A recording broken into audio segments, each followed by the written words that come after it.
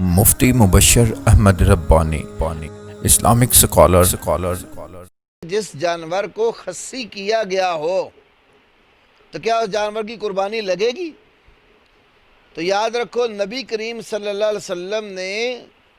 جو عیوب قربانی کے لیے بتائے ہیں کہ یہ قربانی والے جانور میں نہیں ہونے چاہیے، تو خصی ہونا ان کے اندر کوئی عیب اللہ کے رسول نے ذکر نہیں فرمایا،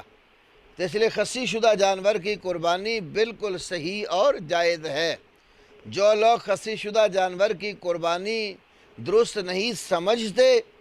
ان کے ذمے یہ ہے کہ وہ اللہ کے نبی صلی اللہ علیہ وسلم سے کوئی ایک دلیل ایسی پیش کریں جس میں آپ نے خصی ہونے کو قربانی کے لیے عیب بتایا ہو۔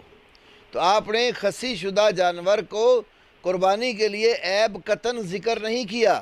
جو عیوب ذکر کیے تو ان میں یہ نہیں ہے، تو اس لیے خصی شدہ جانور اس کی قربانی بھی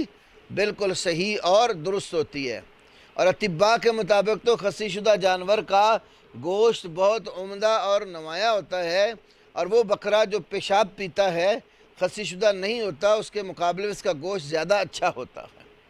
تو بہرحال یہ عیب شریعت نے نہیں بتایا۔